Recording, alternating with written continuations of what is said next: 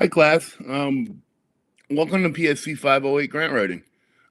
This is a specific intro for the summer session 1 2025 version of this class, and I wanted to have this out there when I first made the course live to give you a little bit of guidance. So you will see another introduction video below this that describes the course. It's from last year. I think the video is still good. You will notice I've grown the beard since then, so it'll be easy for you to identify which videos are from last year and which are from the present year. Regardless, I wanted to add a little addendum at the beginning. So I suppose addendums don't normally go at the beginning, but I wanted to add a little addendum at the beginning to make you all feel a little bit more comfortable and to let you know about how this course is going to go. So this is a course where you basically write a mock grant and that's it. There aren't a lot of exams. There's no textbook, but I have some readings. I have some videos, and I have a mock request for proposals that you have to respond to. I'm going to ask you to use realgrants.gov forms. I'm going to ask you to sign up to real government sites, which you would use to apply to grants should you actually find yourself in the position to do so in real time. So that's what I'm hoping to do. I'm hoping this is a very kind of hands-on, useful skills kind of class. That's how I envision it. Now, the 800-pound gorilla in the room is the current Trump administration's actions revolving around freezing grant money, clawing grant money back, policing it, changing contracts after the fact. I will say in the beginning, I do not know how this will all turn out. I suspect that some of the administration's actions in the last 100 days will be found either extra legal or unconstitutional by one or more courts. Some of them are already working through the court system. There's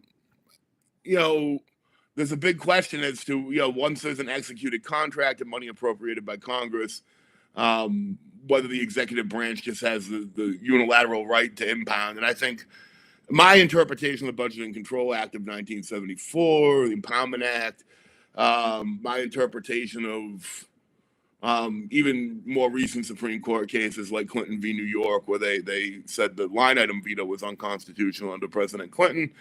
I think even this court is likely to not find that the president has unilateral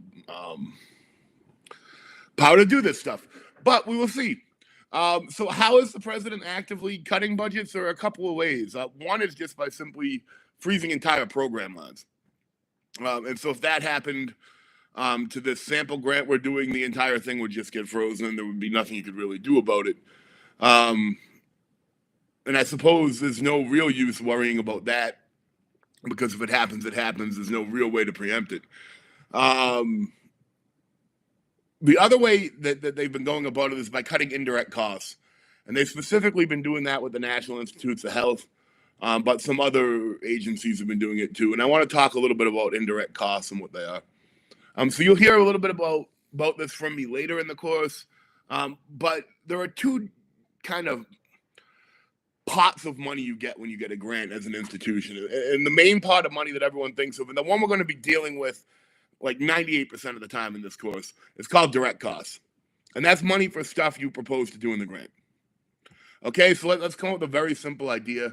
Let's say we're trying to, well, maybe not that simple, but simple enough. Let's say we're just putting in a grant to buy a particle accelerator or a physics department. And we want to smash atoms together and see what comes out. Now, the actual machine might be something we're proposing to buy. That could be a few $1 million.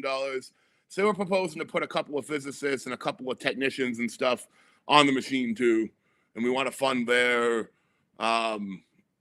salaries and health benefits and dental care and 401ks or whatever, on and on and on, right? 403bs, whatever they are, 401as if they're nonprofit or government. We can do that. We put that all in the direct costs. Say we even want a consulting group to make sure it's clean and hire them to service it every once in a while. We can throw that in there in direct costs too. And that can all be a direct cost of the grant. So what are these indirect costs we talk about?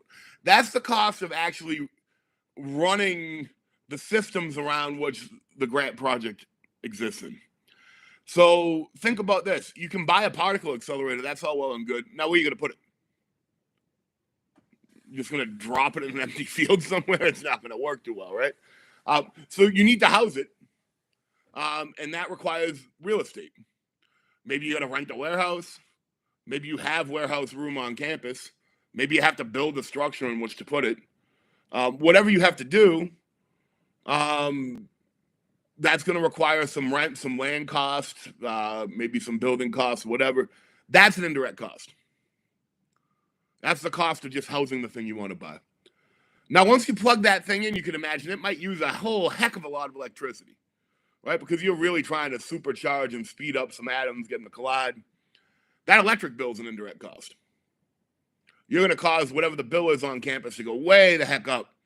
And, that's well and good. But if you give them the grant money only for direct costs, only to buy the thing, maybe campus can't afford to actually light it up all the time, right? The electric cost is just too high. So what they do is they give you this pile of money called indirect costs. And the indirect costs are used by the campus, or if you're not a university, by the hospital, say, or if you're not a hospital, by the nonprofit organization, or whomever it might be, in order to defray the indirect costs of running the grant program that aren't direct costs that you need for the grant itself. All right, just very simple, keeping the lights on, keeping the place dry, all that sort of basic stuff. By cutting indirect costs really, really heavily, you can essentially make it so that you can't afford to cover the direct costs anymore. And I think that particle accelerator example is a good example. If you just don't have the extra $10,000 in the budget a day to run the outlandish electricity costs to run it for a day, then you don't. And it doesn't matter that you bought the machine. You don't have the money to actually run it. So one of the ways to sort of shut things down without totally cancel a contract is you really cut down those indirect cost rates. Now, indirect cost rates are negotiated by institutions, and they're negotiated based on the quality and price of services they provide. So, obviously, if you're NYU and you're providing real estate in downtown Manhattan or midtown Manhattan, that's going to have a higher value than if you're SUNY Oneonta and it's cheap land in upstate New York you're providing, right? They're both in New York, but obviously that real estate and rent is much more expensive in downtown Manhattan than upstate. So one will have, the NYU one would assume, have a much higher negotiated indirect cost rate than SUNY Oneonta, even though they're both universities in the state of New York. That's it in a nutshell. Some federal agencies provide indirect costs on top of whatever the grant amount is. So the National Institutes of Health did that. And what that means is, say you applied for a $2 million grant to research cancer cures or whatever. You would get $2 million exactly for the doctors and the machinery and the lab stuff you need to research that cancer problem. And whatever the negotiated indirect cost rate was, say it was 50%. Sometimes it is higher than that even, of the direct costs. You would get that amount on top of it. So you would get another $1 million just to pay for the rent, the lights, and all the basic stuff to keep the lab afloat. What they've done is reduce that rate to 15% of direct costs. And that typically is not enough to cover the rent and the lights and all the stuff you need. So it's a way of squeezing the budgets of hospitals and universities and making accepting grants difficult, even if you win them. We're not going to talk a lot about indirect costs because they're negotiated, they're long-term, they're complicated, and frankly, until you're at the very top of an organizational hierarchy and involved in those negotiations, like at the university, the vice president for research level, or the chief medical officer of a hospital or something like that, the odds of you being involved in those negotiations and your career are pretty slim. Like most professors can't get involved in that. We apply for direct costs. That's what we do. Most medical research is same, right? So we're going to talk mostly about direct costs, and you're going to apply mostly about direct costs. But I want you to be aware that these indirect costs exist, and they can be used as a pressure point like this. Usually they're kind of in the background.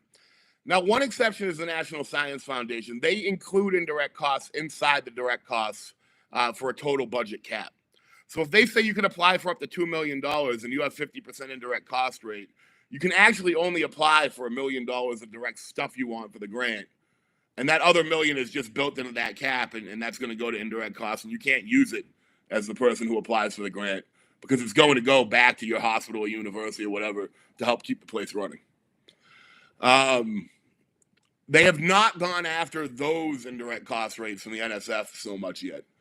And I think you can see why. So we can talk more about this as we go. But there are some big changes happening, and people are wondering, like, maybe should we even be bothering learning all these grant procedures if they're all going to change so much? I would suggest we should do exactly what we're doing. Keep learning it the way it goes and the way it is now. Accept that this administration might arbitrarily claw some back or change some rules. Accept that the courts might tell them no or might allow it, and we don't know the outcome of that yet. Just learn to embrace a little bit of ambiguity, learn to embrace the uncertainty, and know that however this shakes out, in 3 years or so, we could be in a total different position or not. And we can spend all our time fretting and worrying and trying to anticipate, or we can just learn what we know now as best we know it, and adapt as we have to adapt as times come. And that's what I would rather do. So I'm not going to keep addressing those issues. I just wanted to get them out and in the open in the very first week. And to the extent you want to talk about them later, we can do more so. But I just wanted to get it out there so that people didn't think, oh, he's not keeping up with the times. No, I certainly am, but I don't see any reason to make major revisions to the course yet. And that's my true belief.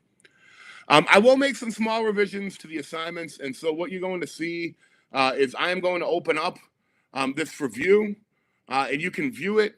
But it will not be an officially live course until Tuesday. And I'm going to make that expressly clear in the announcement as well. Because I'm going to tweak specifically the week 6 assignment and the way groupings work and stuff like that. I'm going to add a video or two with some little addendums for this year and some things that have changed that are shorter than this video. Those will only be 2 minutes about max. And I'm going to do a few other things this weekend before the course goes live on Tuesday. But I wanted to get it up there this Friday evening so that you all get a chance to take a look at it, plan out what the workload looks like, plan out your weeks a little bit. So just keep in mind, if you're trying to get all the way to the week 6 assignment, maybe hold off on that a bit until next week when I tighten that up and give you a new video over there. The first few weeks assignments will stay the same, and I think you should feel comfortable knowing it's a pretty good course, a pretty systematic course. I will say students have repeatedly, some more than others, had trouble with PDFs, with the government PDFs, with filling them out. I highly, highly, highly recommend you download the latest version of Adobe Acrobat or Acrobat Reader, and you use that.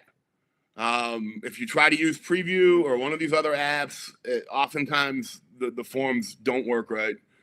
So I highly recommend you do that. I highly recommend you update your computer if you haven't done it in a long time. I highly recommend you don't try to do this on Windows XP and Internet Explorer 6 or on a Chromebook or something. You're liable to run into some trouble there. I am not trying to make this an IT-heavy class, but I am trying to force you to go through the actual level of frustration that using government forms and applications would put you through in the real world were you to apply for a grant. And I'm doing that on purpose. And I know it's a little bit painful, but believe me, if you ever do have to apply for a grant, you will be happy that you've gone through it once and you've run into these troubles once and you found your way around them, and they won't be there to intimidate you the day before you're trying to submit when it's really high stress. So other than that, everything's really straightforward, and we'll deal with those issues when we get there. I really hope you enjoyed this class. I enjoyed setting it up a lot. And any questions you have, you can always direct to me. The summer's starting really early, so we'll go live with it on May 6th, but I'll give you this sample now here on May 2nd. And yeah, I hope you have a great time. And we will be sending out some scheduling options for office hours with this announcement as well. So thank you, and goodbye for now.